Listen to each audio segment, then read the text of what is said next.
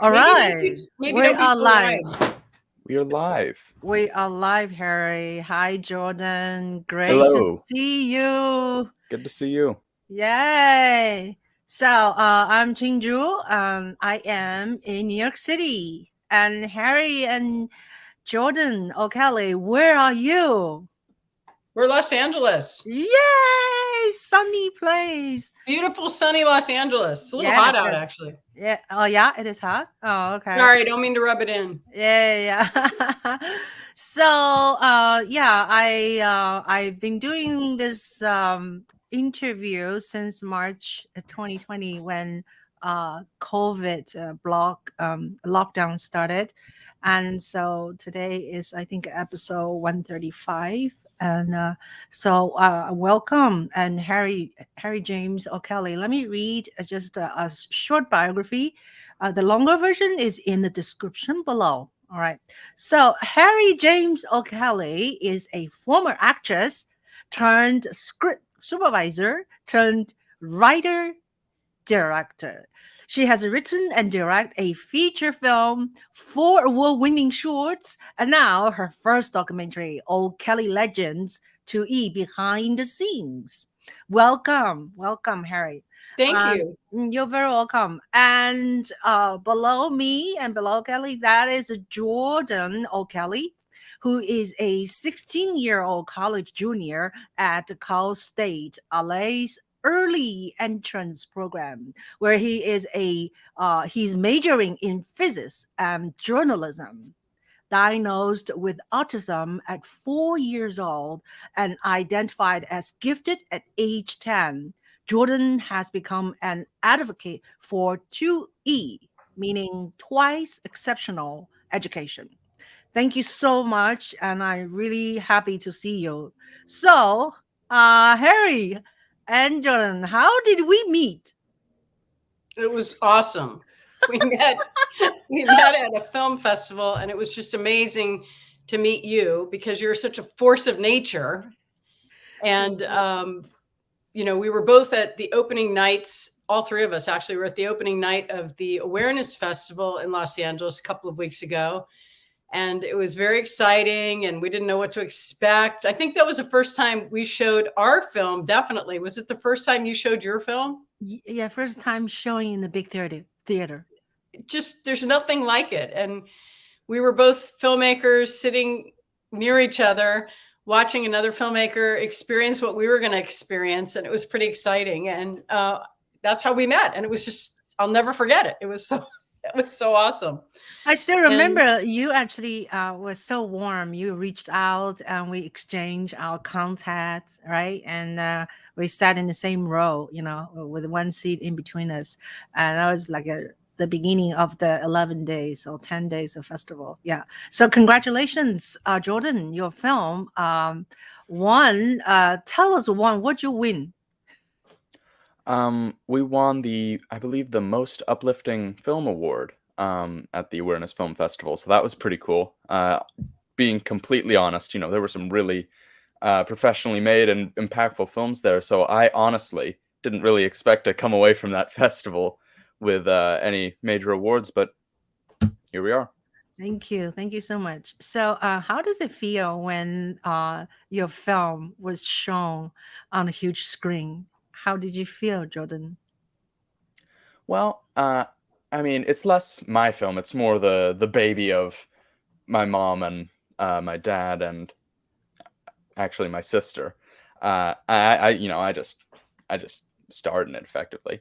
But it was pretty surreal to see myself on a big screen, But at the same time, it felt, like almost natural. Very good. So, Harri, how did you feel? This is your first time seeing your film in the big screen.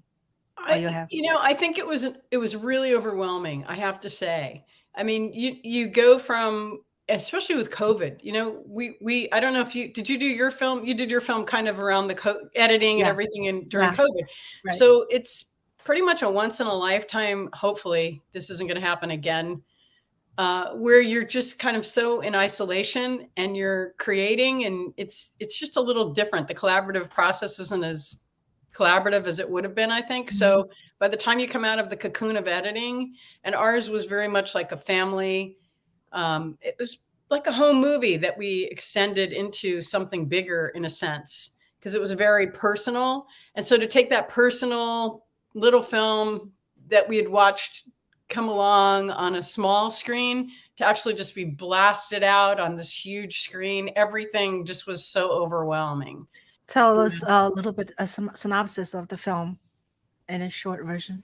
Like people don't know what your film is about. Oh, our film is basically it's a family project where we followed Jordan, who was 13 at the time, as he took a book that he wrote when he was 10, O'Kelley Legendary Legends of Legend, and he made that book into a monologue book to get out of doing homework in 8th grade, basically.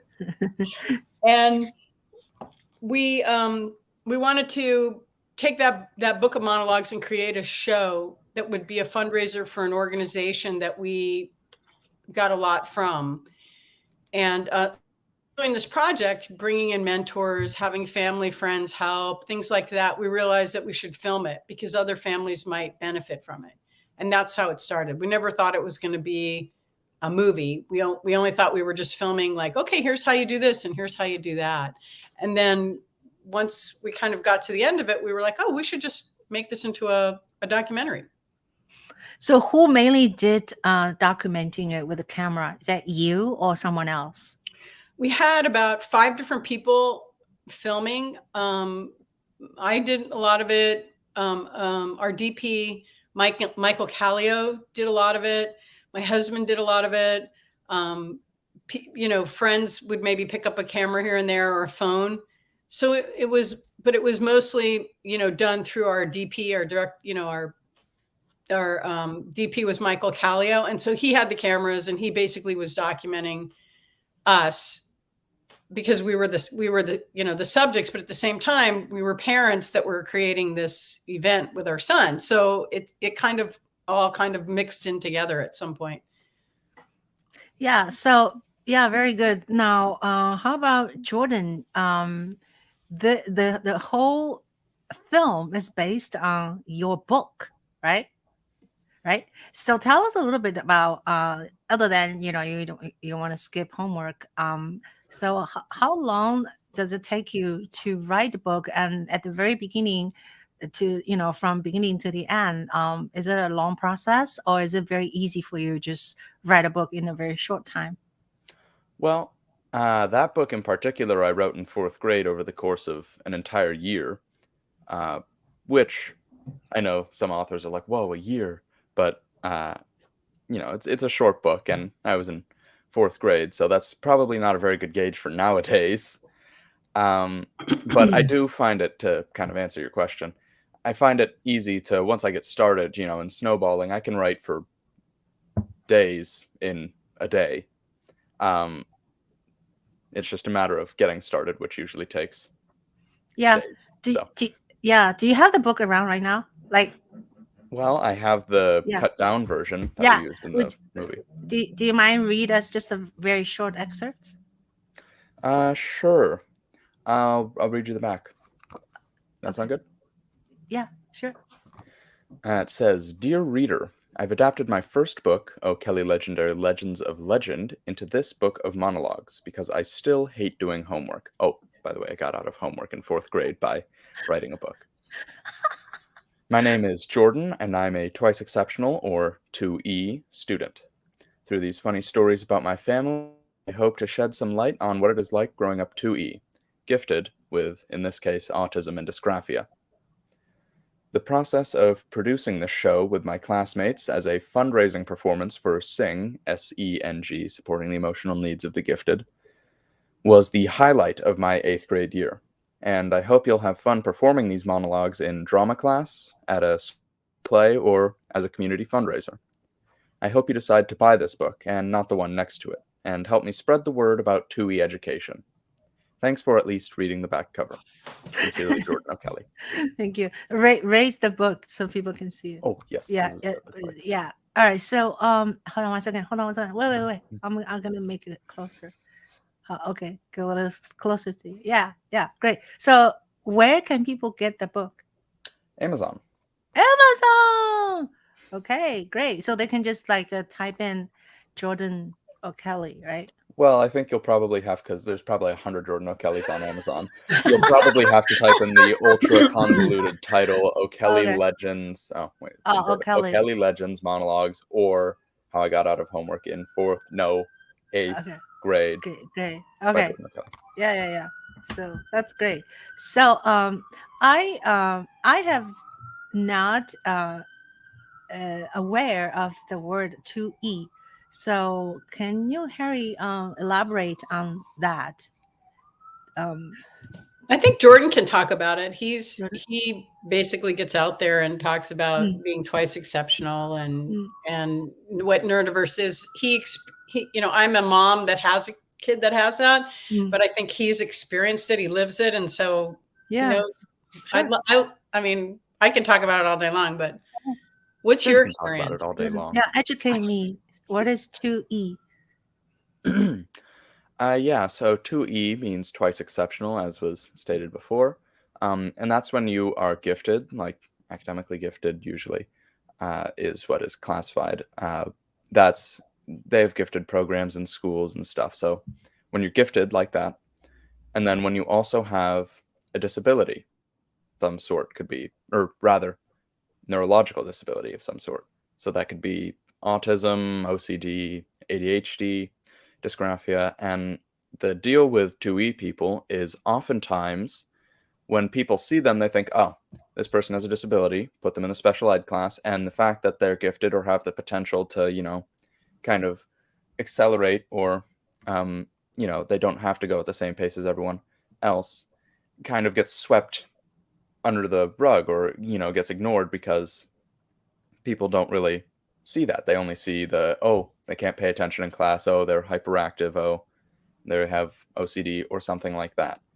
And so that's kind of the 2E experience. And that's why it's such an important thing to kind of spread awareness about 2E, because oftentimes if you ask someone, hey, can you have a disability and be gifted?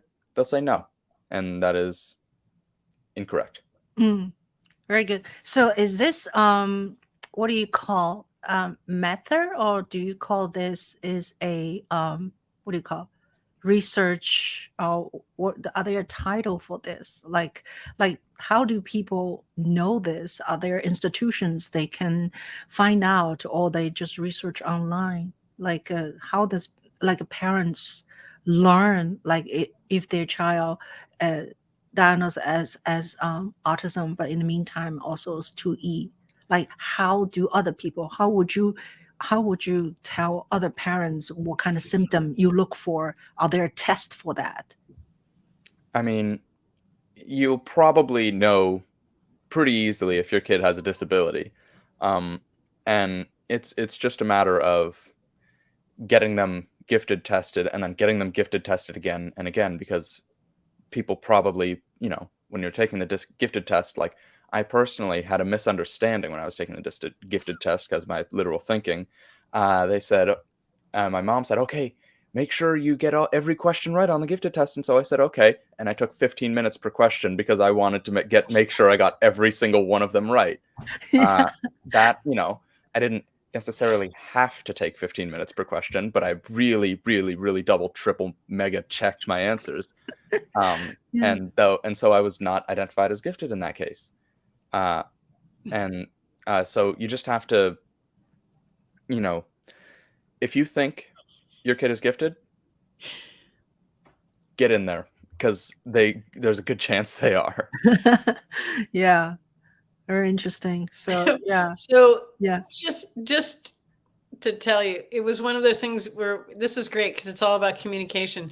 So when we were preparing for that test, Jordan basically said, "What am I doing?" And I said, "You're taking a gifted, like an IQ test. You're taking a test that's going to look at your IQ." And I said, "So really, really pay attention to this. Do a good job on this." But I didn't say take forever. But in his mind, he said, "Oh, do a good job. I'm going to really take a long time. Mhm. Fortunately, that was a timed test. So that's like a perfect example of if your mom says, do really, like really pay attention, do as best as you can. Yeah.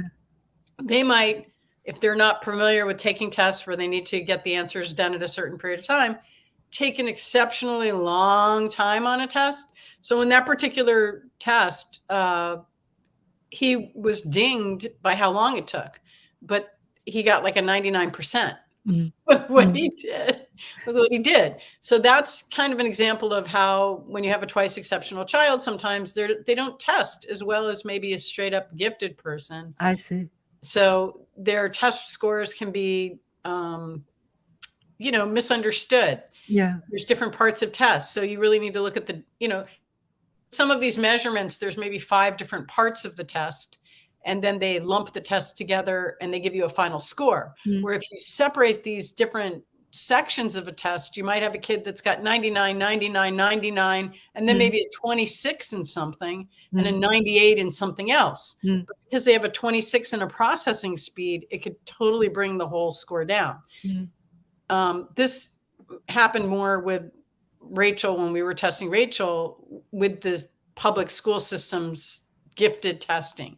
Jordan always tested out as gifted. That wasn't a problem. The problem with the public schools with Jordan is because he was identified as autistic first, the school system looked at him as a disabled child and refused to test him. They wouldn't even consider testing him. They didn't even, because they weren't aware that in the first 4 schools that we went to, they weren't aware, they weren't educated that you could actually be both. You could be disabled and you could be gifted. And it was something else called twice exceptional. And the twice exceptional model, I believe, started back in the 70s, and it was called gifted handicapped.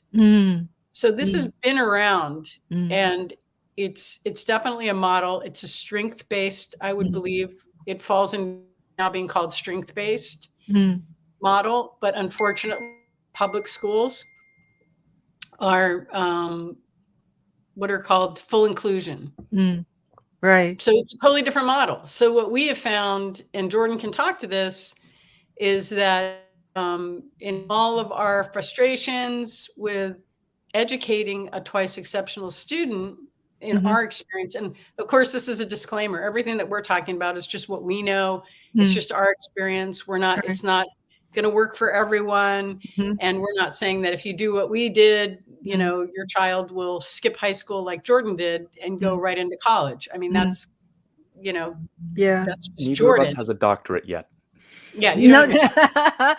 So, but what we have found is that there's a problem with the education model. Right. It's a one size fits all, and we're individuals as human beings. Right. And so our, what we advocate for is really strength-based education. And like I said, Jordan can talk to you about what it was like for him growing up in a full inclusion model, and I think how the O'Kelley lab got started was basically, we were older parents, we had these kids, and so we had more time to spend with them. And we were hearing from him that he wasn't having the great time we thought he was going to have in kindergarten, and he wasn't having the great time in first grade. And so we basically, I think we were tilt parents, like Deborah Reber talks about in her book, Tilt Parenting, where you lean in to your child instead of saying, suck it up, or the class, the school is correct. You really kind of lean into where the child is and try to figure out what's going on. And this is very interesting. The Western way of I think thinking. That's what I like. Jordan can talk about, like, his experience in kindergarten and why, what kind of prompted him to write some of these stories. Yeah, I was just thinking, the way you describe and how you lean to your child's need instead of just a school is always right, or the teacher, you must be wrong, So I think it compared to like Asian tradition to Western tradition, Asian parents usually is very strict to their children, and like almost like you have heard the words tiger mother, right? So Sure. the tiger mother is like a very strict and make their child learn instruments, and so there's not a whole lot of room to negotiate how you feel, how the child feel, right? How the children feel. So it's very interesting, the dialogue you're leaning into. So yeah, so Jordan, tell us a little bit more, like how the 2E benefit to you, and also how did you like go to college when you were 14? Well, it all started 16 years ago in no, I was a pretty lackluster student in elementary school, as I recall, and I was, like Mom said, I was not having a good time, especially in 5th grade. 5th grade was a particularly miserable year, and that's when she and my dad figured out that it was time to change something radically, because I could not go into middle school in the state that I was in 5th grade. Well, I think really, just to stop you for a second, he was starting to advocate. Like, he wasn't violent or anything, but he would do things like, and Jordan, just so you know, Jordan was identified as autistic, and Jordan was very fortunate. He had services.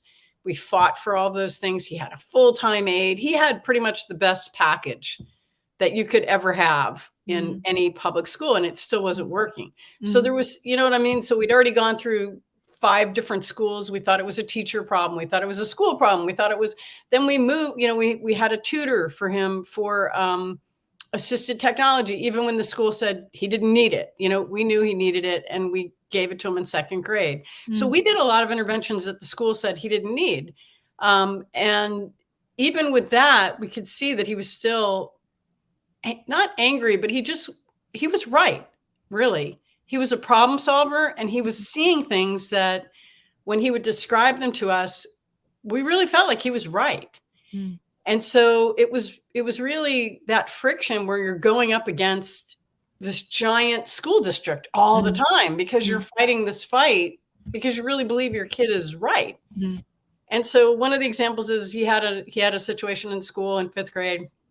He had an aide that was there with him, and the teacher was wanting students to, I think, fundraise for their parents for something. And he knew that these students didn't have money. He knew that these were families that were really, they didn't have the money.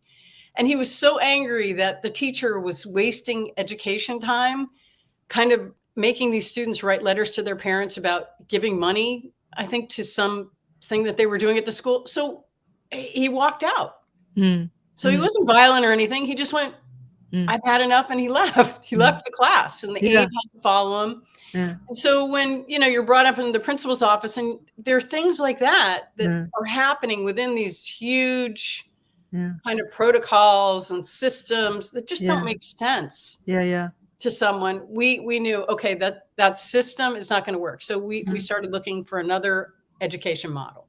And a big part of it was, when you jump from elementary school to middle school, a lot of these kids can't handle it with anxiety. And it's not just like a mental anxiety, it's a neurological anxiety. You're going from a small placement where you're familiar with everything into these large middle schools with 2,500 kids.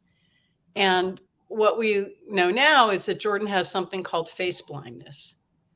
So that's that's underneath the autistic umbrella. Basically, everyone just kind of lumps all these things in, but that particular disability, where he cannot read facial cues or recognize people or where he is, creates a huge anxiety, because if you're supposed to be at a class at a certain time and you can't tell where that class is or what the building is, or if this guy walking towards you is your best friend or not.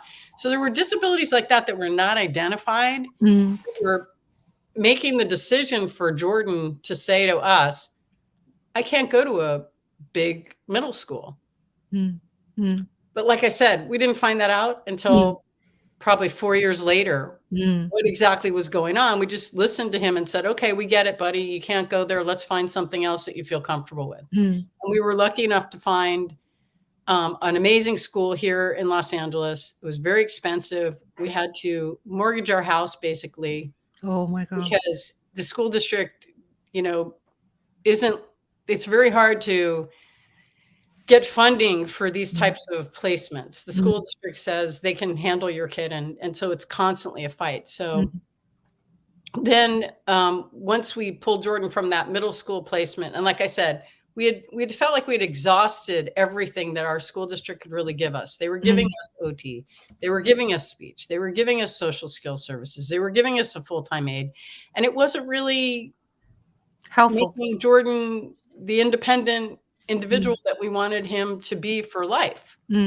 So that system, that model, it just really, even having everything that they say you can get in our minds wasn't working.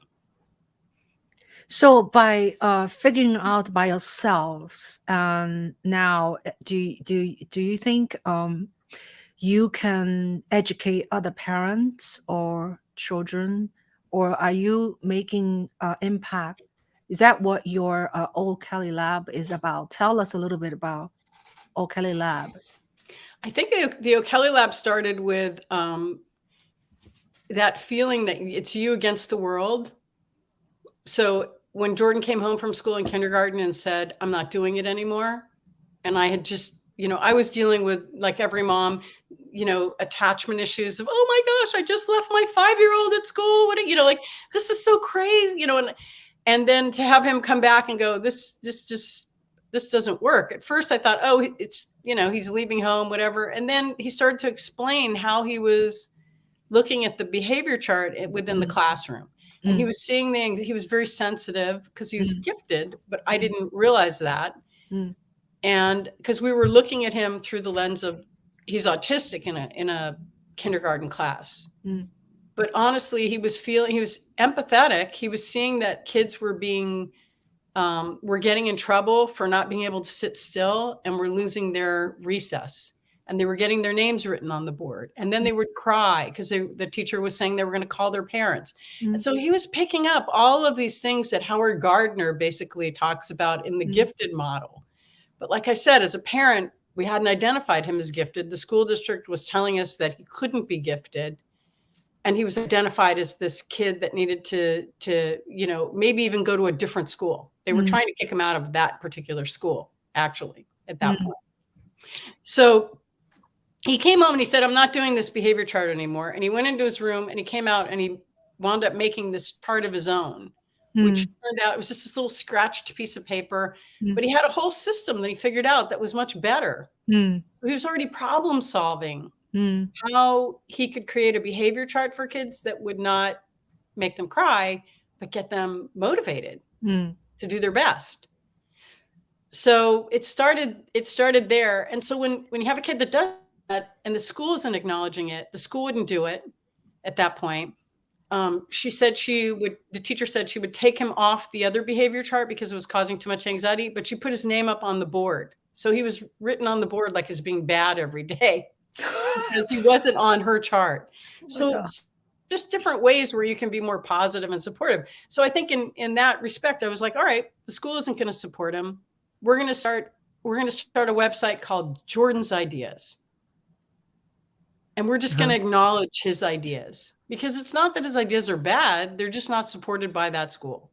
And so that was like the beginning of the O'Kelley Lab, because I was fortunate enough to take a class at regional centers for my daughter that was all about this model floor time that Stanley Greenspan invented, or he was the founder of. And in that model, they talk about following your child's lead. And so when you have children that have disabilities and things like that, we are fortunate enough in California to when they are identified, to get some support. And I had this wonderful program. I went on like a Sunday morning and they taught me all about floor time and how to work with my child and how to make connections, emotionally, how to follow their lead. And a lot of it was really you sit down and you actually look at what they're looking at. which was really, really genius and important, because if you're in the car and you're driving and you're talking about the sky and they're looking down at the floor in the car, you're already not on the same wavelength with your kid. So they had some very simple, directional, sensory type of help, like supports that really helped. And so from that, I basically said, okay, I'm going to just follow their lead and I'm going to support them so that they're not completely destroyed by this one size fits all, because they're not thinking the same way the school is thinking. Yeah. So what happened? The leap from, from missing, I guess, middle school, and then you go to high school, and then you just go to college. How does that go? Yeah. So, like my mom said, went to this new amazing school that was very expensive. But it really, it did the trick, because what they do at that school that I think was really helpful. I mean, they do a lot of helpful things at that school. One of the most helpful things was there's almost no homework. Like, once you're done with school, once you're out of school, that's usually about the last time you think about school that day. And you may say, okay, well, that just sounds like a great way to kind of hang back and not accelerate. Well, what that actually is it's plenty of time for you to do other things. So I was in 2 math classes at once. And then I completed one of those math classes way early, and then another one. And then we realized that, by the way, earlier, prior to that, I had actually learned about something called the early entrance program, which takes young people in college. And so I decided I would try to shoot for that. That's why I was doing all this. I decided I would try to shoot for the early entrance program. So outside of school, I had my normal school, so I was getting a middle school education. And then outside of school, I would study math and study math and study math, because that was kind of my weakest subject. And as it turned out, I could really learn math. I just couldn't write math. I have what's called dysgraphia. And that makes it very difficult for me to actually write things on pen and paper. So I wasn't ever taking notes. I never wrote out any problems that I had to do. I just did it all in my head. And that held me back a lot. And then we went first to an online thing for geometry. And that was helpful. But what was really helpful was when we started seeing someone who would write notes down for me while he was teaching me math. And all of a sudden I went through 4 years of math in, how long was it, like a year? Well, I'll go back a little bit. So we got to this school for middle school. So we went to this middle school, and the middle school was very, very small. So there was only 9 kids in a class, and it was expensive. I keep saying it's expensive, but the school district spends about $50,000 a year on a kid like Jordan. So it really wasn't expensive when you compare it to what the school district will spend on a child once they're identified. It really isn't. And you can possibly get scholarship, money off. And so actually, and as far as like transportation, that school actually wound up being much cheaper than what the school district was willing to pay. And it was much more effective. So what we found was, it's expensive to educate a child like this, but the way you educate it needs to be the right type of education, or it's a waste of money. Either way, wherever you're sending your kid, you need to find the right model. And this model is the correct model. And it's actually less expensive if you go, or even if the school district is paying for it, it's less expensive and more effective than what the school district's doing now with the wrong model on these kids, because it's not effective. So to give you an example, if the school district would have paid $50,000 for Jordan to go to high school in a regular public school, yet this particular model made him capable of radically accelerating, which is what happens when you jump over 3 years or more of education. We just saved the school district about $200,000 in educating a child like Jordan.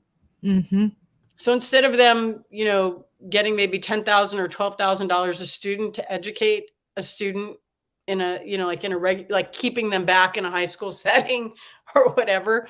We Mm. basically were able to accelerate him in less than a year, really, to where he could then enter college and be successful.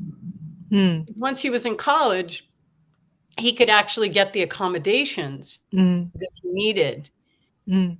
And it was at a much different level of education, the pace, the interest, everything was much better for a student like Jordan.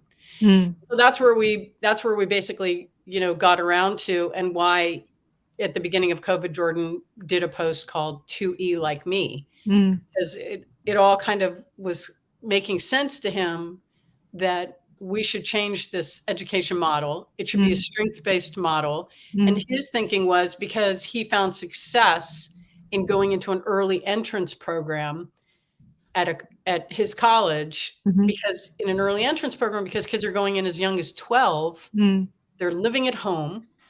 So that living and life skills is kind of still being managed or helped or supported, and their strategies.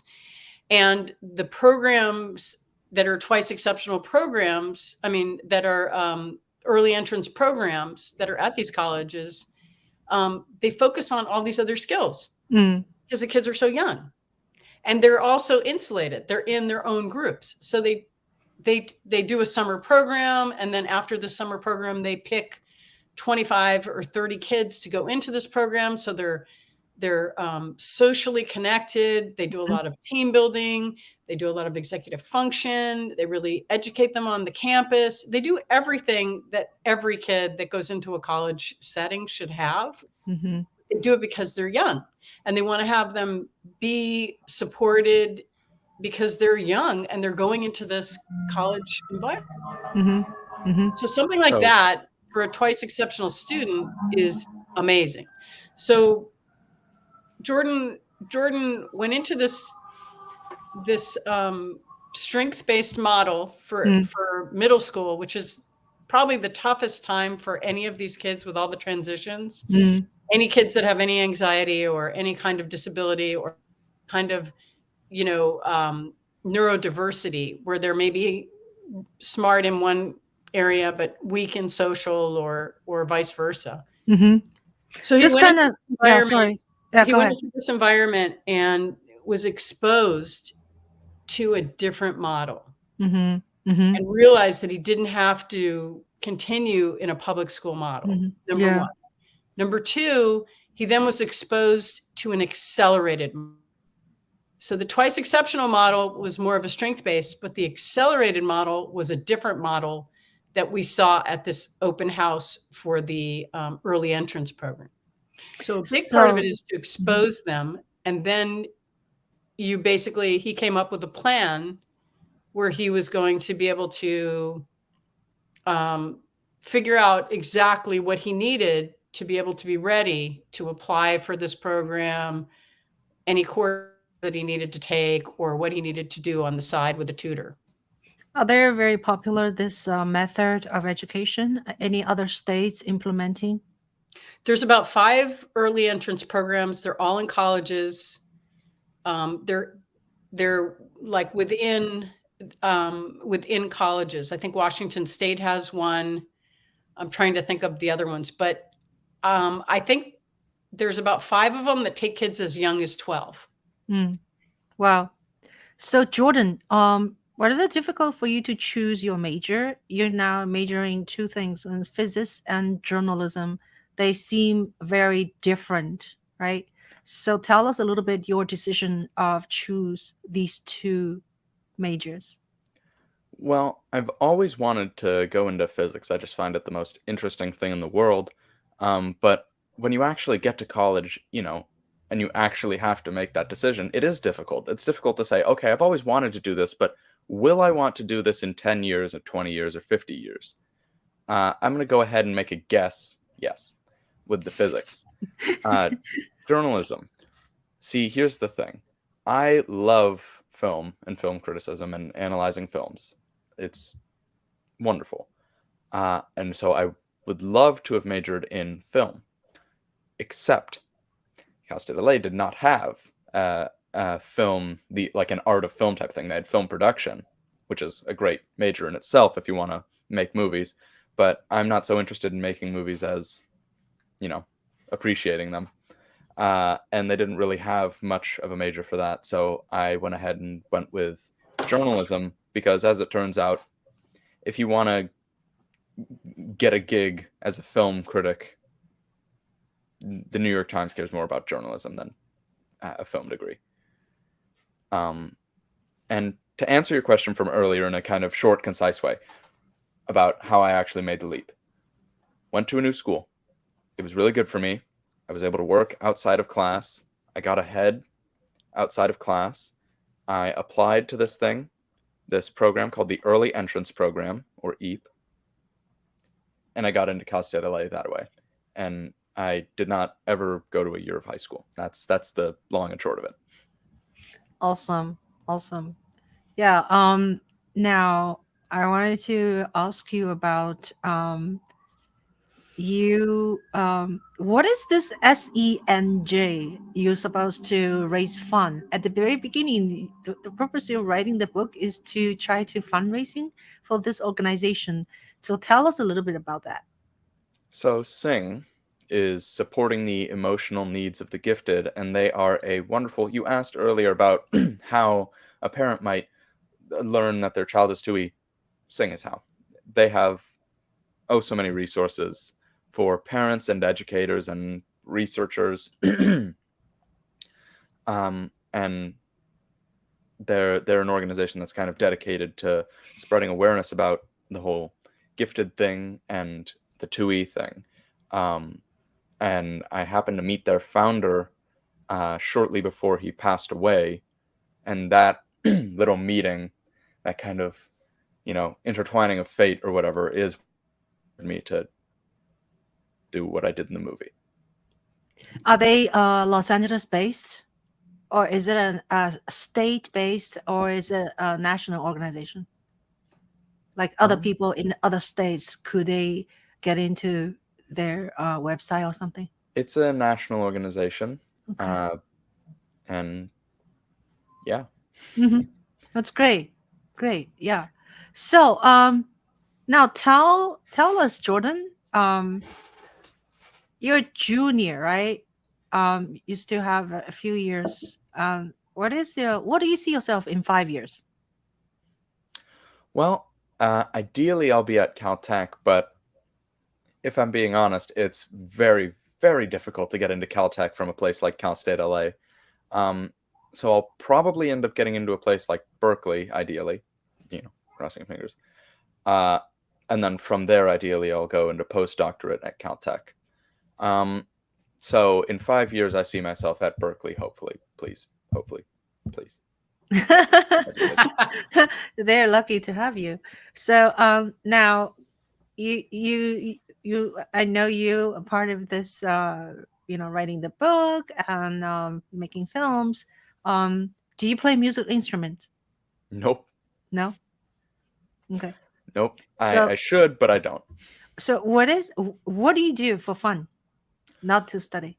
What do I do for fun? Well, usually I waste my time. Sometimes I will waste my time on video games. And then I can relate fun. to that. No, there's other stuff. Yeah, movies. Yeah. I love, I don't really intend to make it my career, but I love looking at movies, and I love, analyzing them. That's probably my favorite thing to do for fun. And I hang out with my 2 wonderful sisters and my friends. Yeah, that's great. And so, Harri, tell us a little bit about you. And you have made shorts, award-winning shorts.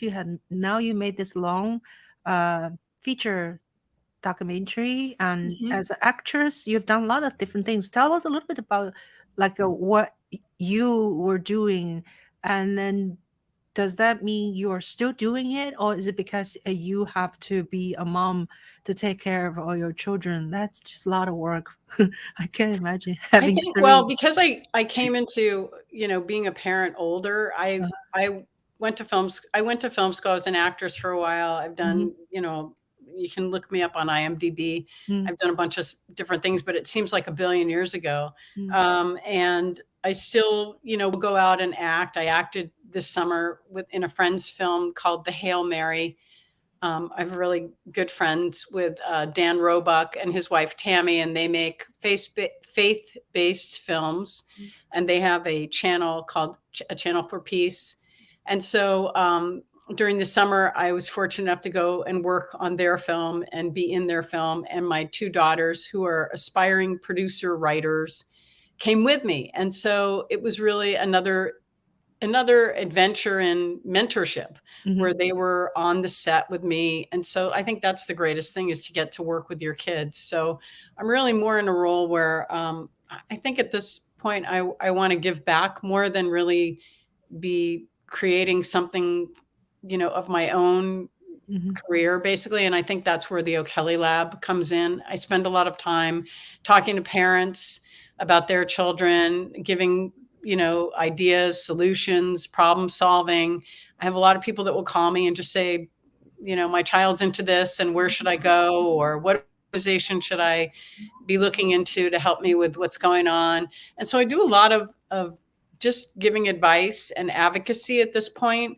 I'm writing a feature right now based on the last 10 years of our life, fighting with the school district, basically, but it's got a lot more humor in it.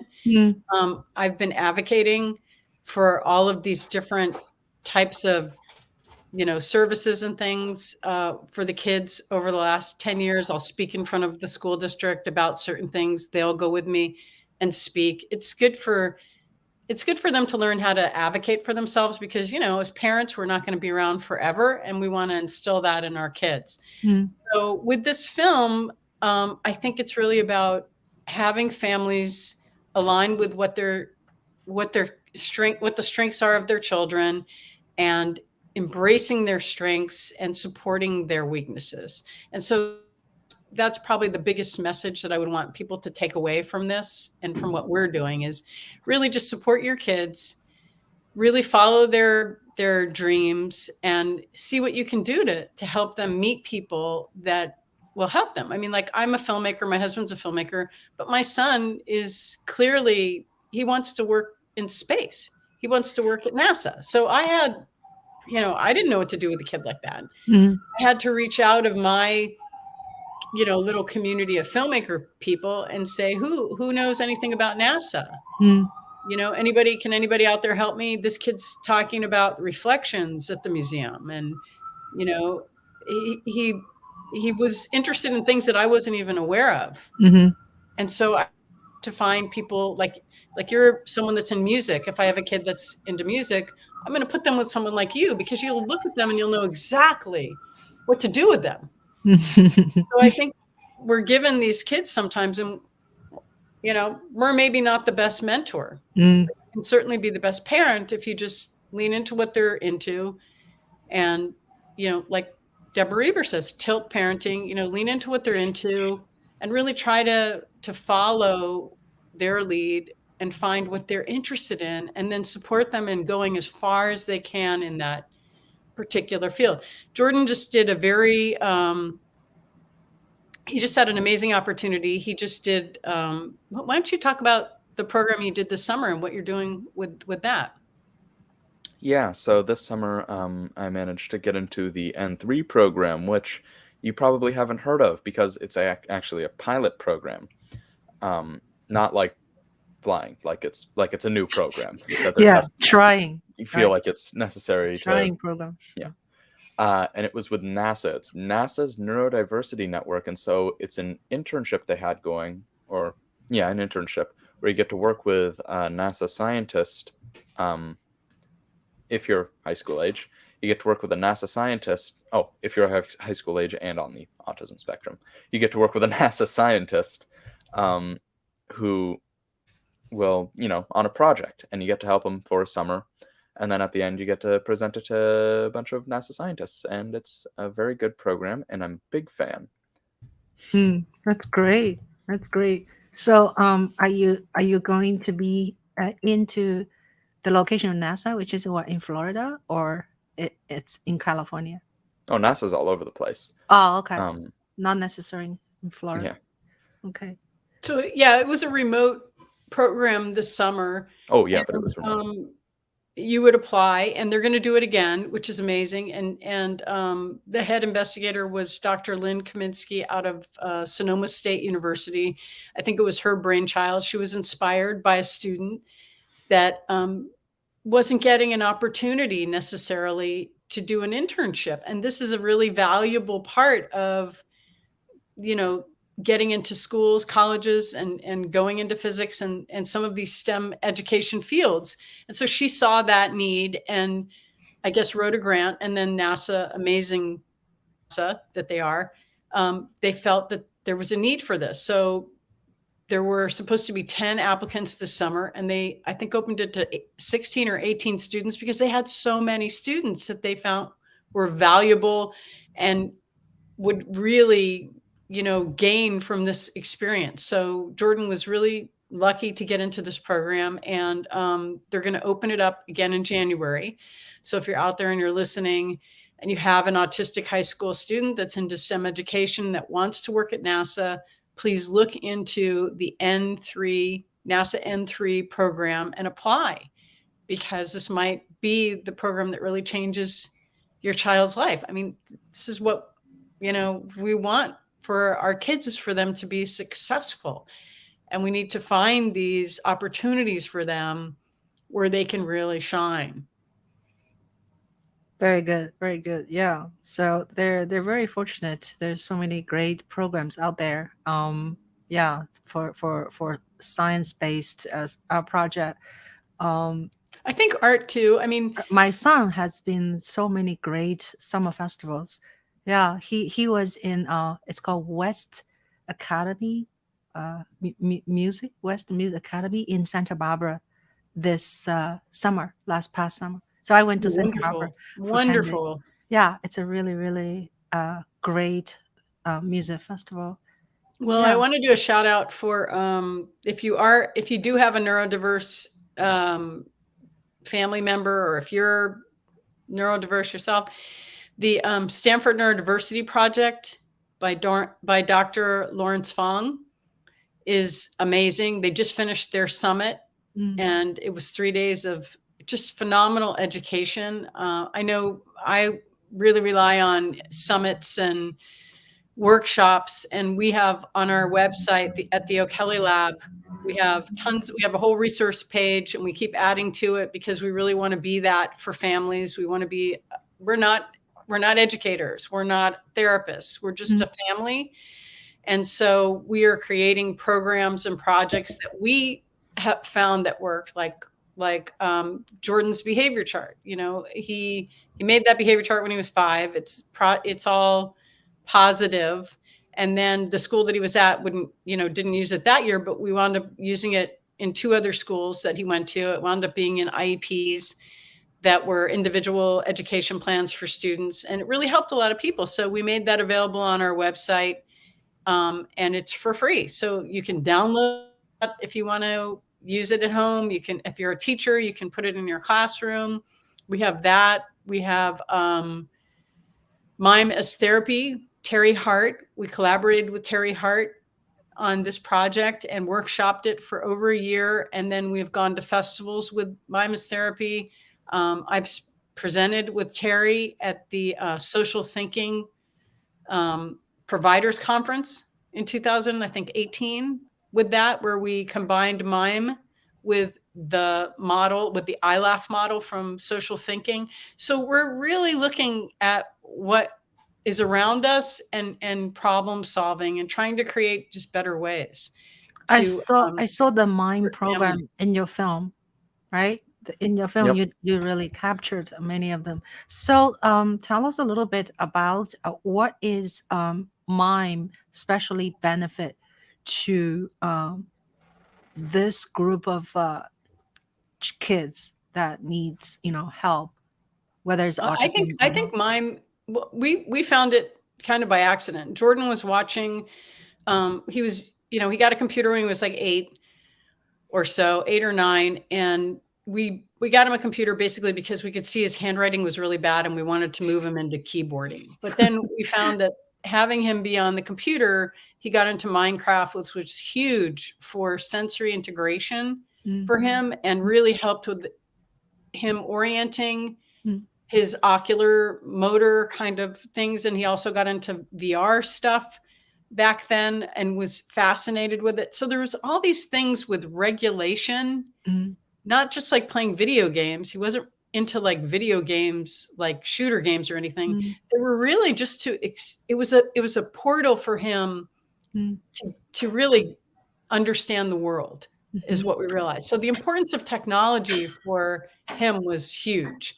And he used the computer for regulation. Like he would overstimulate his visual cortex and it would actually regulate his senses. So he was doing things with the computer that were not harmful in any way. They were actually helping his sensory integration. So when we saw that following his lead, we were very interested in like, what is he doing that is helping him so that he can concentrate, so that he had more focus in school. So it was fascinating, the journey with technology. And we could spend like 5 hours just talking about that.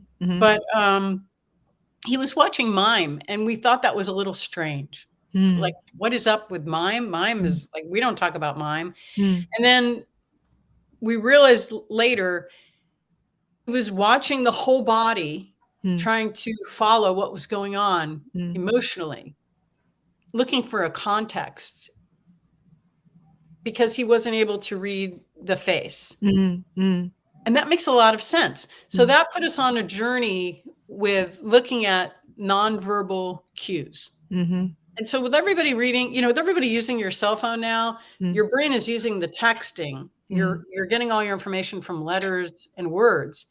You're not able to really notice when somebody's bored.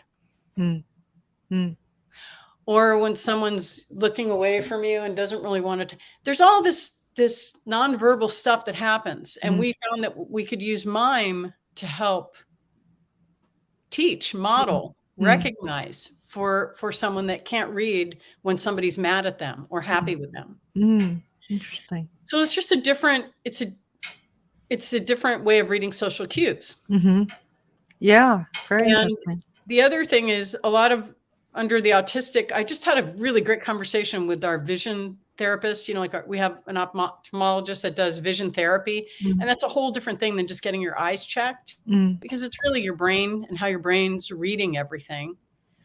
But if your point of view, if you have a vision issue with your prisms or your depth of field, your perception of what you're looking at is completely different. So we, like Rachel is a very literal thinker. She has autism, Jordan's sister.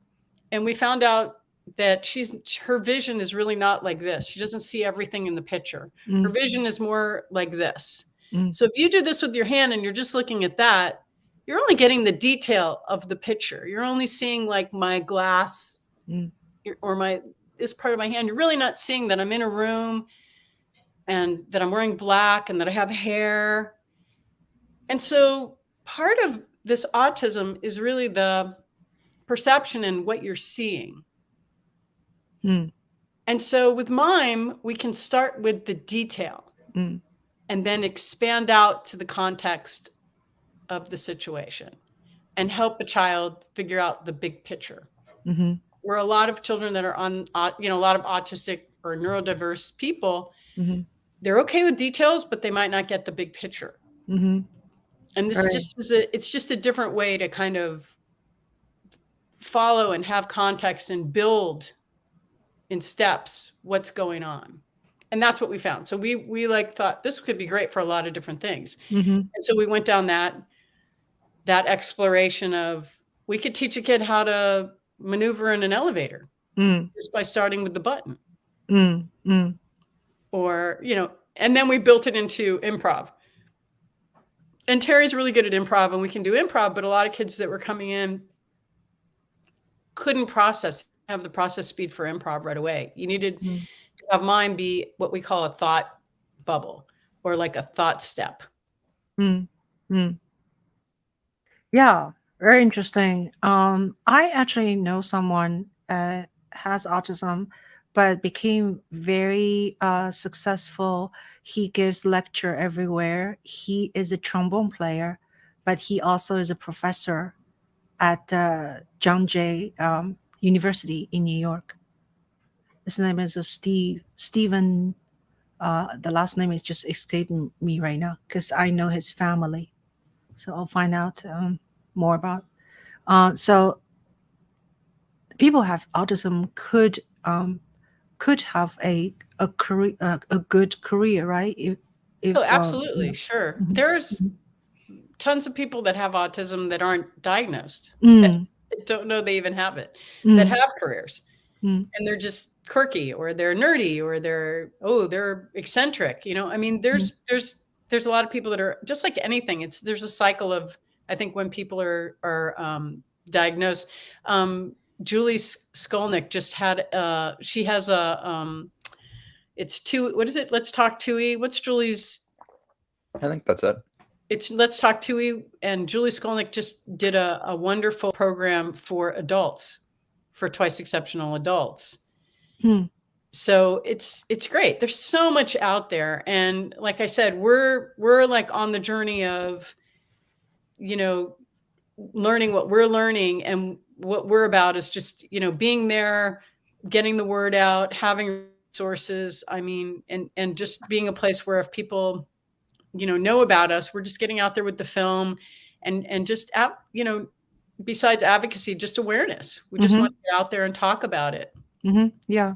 So have you applied for other festivals and for the film, the O'Kelley? I think the next festival we're going to be in person is Borrego Springs in January. Mm. We've Where's gotten in a lot of different festivals that are virtual, Mm, mm, and thank goodness we're winning. We're mhm. winning some, so that's exciting. Yeah. We never thought that, when we did it, we just thought, okay, it'll be an educational thing, and people Yeah. will, that have, kids like ours will watch Yeah. it, and maybe they'll take the book and do a fundraiser with it for their school. I mean, we really did it more for fundraising for schools. So if anyone is interested in showing the school, please reach out to us at the O'Kelley Lab at gmail.com. Let us know. That's what we made the film for. It's not like a big money. It's just an educational, get the word out about strength-based education and supporting your kids. And it also has a lot about theater. I mean, a lot about the theater, and a lot about acting in it. Right. Who did the editing? We had a wonderful editor, Amnon David, and then during COVID, it like kind of fell apart. Everybody kind of went their own ways.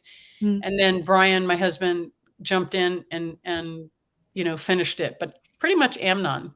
I see. So Brian is a filmmaker. In what capacity? Is he director, or is he a editor, or everything? He's much more of a filmmaker. Like, he does it all. Okay. And so, but he works as a first assistant director in television now, because we have 3 kids. So we're both primarily crew, what are called crew. Yeah. Like, I'm a script supervisor. Yeah. That's what I've been doing for the last 30, maybe 35 years. Wonderful. So, yeah. So tell me a little bit about going back to Awareness Film Festival. Is that what you expected?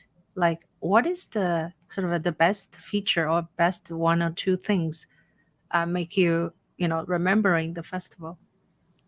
I think the sense of community and bringing together the type of films, like, I was like, just so, oh my gosh, this is a festival we should get into. I wasn't really thinking about the whole process and how, and really being in the journey until I was like in it. And I think looking back at it, I've met a few filmmakers. Obviously you meet the ones that are in your block. And so it's really like I'm older, I'm not like college age, but it really takes you back to that camaraderie where you're, finding your people, and you're in with people that are like into the same things you are. It was really fun in that respect. And I really got to see, I just went yesterday actually to see another filmmaker's film that was there that I didn't get to see. when we were there. And so I Okay. went and saw Brenda Gillis's film, and it's called Living Years. It was amazing. And it's interesting because I saw her film and I thought her film might program well with our film, you know, after seeing it. So now I'm like really kind of wrapping my head around, you know, what do you do after the film festival? I mean, not everybody's going to get a distribution deal. I mean, I think you have like 4 different people that have called you for a distribution deal, but our film, we weren't really thinking about going to Netflix or getting any kind of distribution deal. So it's repurposing your film and thinking about like, do I want to do panels? Do I want to try to get into like the university circuit? Would I like to cut my film down for like a 10-minute pitch where I can get out there and really advocate about you know, strength-based education? How can I really make a difference? What's going to be purposeful? What's going to, you know, what really fits with that project and where I'm at in my life, or what I'm really trying to say. So I feel like that's kind of the great thing about the Awareness Festival, is that there were all of these filmmakers, but they were really advocates, and they were all very passionate about whether it was, you know, their journey in breast cancer, or, you know, fixing the ocean, a political message, you know, changing education, finding a better way to support people that are families that are dealing with a loved one with dementia. So there were all these purposeful, it was very purposeful. And the people that make those kinds of, and not all documentaries. So it was really cool to be in with these other filmmakers. Right. It's nice. So I was at least like 5 or 6 people, you know, in a more close connection, including you. So it's valuable. I wasn't sure if I want to come personally. And then a friend of mine said, if you can go, if you can afford, if you can even make one connection, it's worth it. That's what she said. So anyway, so I know you were very enthusiastic about watching our film, that My Young Gun Diary. So I loved your film. I still have my button. I talk about your film all the time too. Oh, really? It's so interesting. And one of your I've become friends with one of your Yang gangs that live out here, actually, that I met at the screening, and we go back and forth. Now, I was texting with them last night. So I think it's so important when you know, whenever you're in a situation and you're in the moment, you know, to look around and be present, and you never know who you're going to meet and how that's going to change your life. You can connect. It's Ariel, Ariel, he's cool. He's great. Yeah, he's very passionate. So so before you see this film, did you know Andrew Yang, or you know a little bit, or you don't know? I know a little bit, but I didn't know a lot about his policy. So I was so glad that I, you know, went to it and watched it. And I liked your, like I said, your enthusiasm, you know, was real. You're just the best promoter for this film, because you are like that essence of the passionate following, you know, a political candidate's, you know, ideology, and then just like having that be contagious and really getting the message out there in a very human way. And I haven't read his book, but I think his new book is Forward. Yeah, Forward. Yeah, that's his third book. Can't wait, you know, and just now after seeing your film, when I'm looking at different political, you know, when I'm reading different things and I'm reading about him, it really makes sense for me, and I can actually follow it, and I have a context, which is great. Yeah, yesterday his book tour is kind of in the end, so we all went to, it's called City Winery, and there was probably 300 people there, and he made a speech for 58 minutes. I live streamed it. It was a little shaky, you know, because I was holding my camera, so it was very good. Yeah, so wonderful. Yeah. And are you going to keep documenting him? Whenever I can. I'm not like as crazy as before. So yeah, but yesterday, you know, a lot of people asked me to go, so I went because it's in New York. It's easy. Some people follow him everywhere. Like when he did a book tour, like, you know, go to DC, go to Philadelphia, go to Denver, go to whatever, Milwaukee. So they all follow him. I'm not that like that anymore. But anyway, so our time is almost up. And do you have Jordan? Do you have anything we didn't touch about you wanted to shout out? Oh boy. Let me think. Do I have anything I want to shout out other Or than the film? anything you want to mention, or anything we haven't talked about it or missed it? If you Maybe are two E parent. like, I mean, maybe 2E like me, right? Well, I was about to And say, talk about if you're a that a little parent, bit. you should visit www.theokellylab.com. That has a bunch of resources, and there's definitely no other possible motive for me to say that. No, it's not like we're making money off of it. It's just a Yeah, resource thing. that's great. If you think your kid is 2E, give it a shot. Why not? And that's probably my main shout out. That and SENG. And you should talk about Bridges. I mean, Bridges has amazing resources. Bridges That's the changed your school we've been life. talking about, where I was able to accelerate the school is Bridges. Yeah, Bridges Academy. And they have what is it? It's the 2E newsletter. They have a 2E resource that they are putting out. They are really the hub for twice exceptional 2E education right now. They have a grad program. So if you're an educator and you're thinking about wanting to learn more, they have a wonderful grad program that they've started. They have a magazine, Variations magazine. I think Jordan's going to be in the upcoming issue. I think. Mm. I am just copy it and try to put it down in the chat. Bridges Academy and their 2E newsletter, right? Right. I just copy a few things. We have Revolution. Hi Rev. Rev is my friend. He has a radio show. Rev, great. yeah, Rev's in Chicago. Hi Rev, guys. Hello. It's Ariel. Wait. That's Ariel. Sorry. Ariel. I thought it's a Revolution. Shout out to Ariel. Because He's my awesome. friend is called Rev. Hi Ariel. Yeah, good to see you. Yeah, we were just talking about you. So today our audience is kind of quiet and they didn't type or ask questions. So I think we're about to get off the line if you don't have any questions or comments.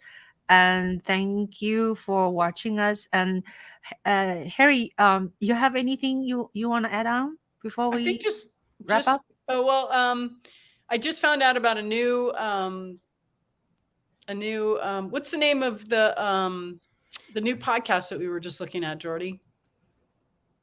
The new Young's. Young Zhao. Oh, and Silver Linings for Learning is what the podcast. Silver Linings for Learning. That was it. So we've been watching that. So you mean YouTube? Are you talking about YouTube channel? It's yeah. Yes, it's a YouTube, but he's got an amazing series that we've just both been watching. Mm-hmm. And I just bought, to do a shout out for him, I just bought 2 of his books. Wow. Yay. And you can see I've already read through them and made my notes on him. He's amazing. Okay. And I think it's really important for twice exceptional people or neurodiverse people. A lot of times, you probably had this too, Juhl.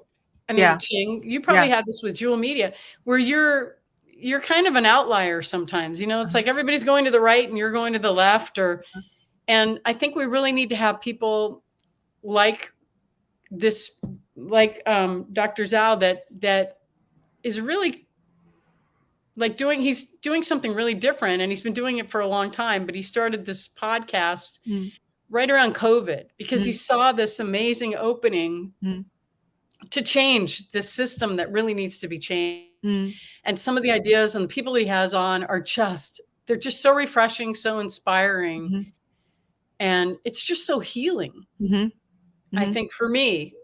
So I want to do a shout out. I hope you'll look and listen, just like your podcast is awesome. Maybe you'll have him on, maybe you'll talk to him. He's pretty amazing. Oh yeah. Okay. So I would say, follow, and support your child's strengths and really embrace them and support their weaknesses, and Mhm. you know, reach out to us if we can do anything. We're here for you. Right. And right. thank you so much for having us on, and thank you for making your amazing film. We love it. It's changed our life. We're Thank in you. Thank you so watching now. much. It's loving Oh it. yeah, we have a couple of people made a comment on Ching Juhl. So yeah, He to said, answer your "Hi question, Jordan, do you John. take any supplements, and if so, why?" Ching Juhl is my husband. Oh, He's yeah, a okay, physician. that checks out. He's like a and supplement expert. no, I do not. I'm doing something now. I couldn't tell you what it is. I'll have to send. It's just, but no, we're not doing anything. Ah, okay, yeah, Yeah, he's big just on that. kind of trying to eat healthy and. Yeah. Uh-huh. Yeah, in California, you have vitamin D3. You have no problem with that. Because Lots of I vitamin D. was vitamin D3 really deficient in July. So Yeah, I think if anything, we're doing a little bit of electrolytes right now, because I think with the long school days and with kids wearing masks, they're not drinking enough. And so if anything, maybe once or twice a week, we're doing like an electrolyte, which is new for us. We've never done that, but I think it just peps you up a little. Yeah. Catherine. You got to stay hydrated. Yeah. Catherine Darling, thank you for being with us. She said it's good to follow your dreams. Thank you. Yeah. So we're going to in this no, we're gonna end here, and please follow this channel. Please subscribe this channel for more videos. And yeah, I do the talk show once a week, sometimes twice a week, and then other videos.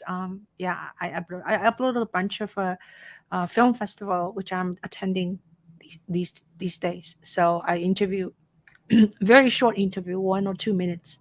So I post there. So yeah, thank you so much, Jordan, for being with me and with us, and thank you so much, Harri, for being with us, and then sharing your story, sharing your wisdom, sharing your research, and sharing everything you went through. And we really appreciate you. Yeah, I'm sure our audience appreciates you, because a lot of people is going to watch this podcast later on.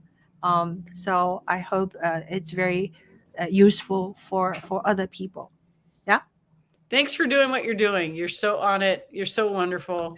Thank you. Good We're so glad to meet you, and Yeah. we will keep watching. Keep Yeah, going. thank you so much. Thank you. All right. Take care, Jordan. Take care. See you later. Harri, I'm going to say goodbye to our audience first.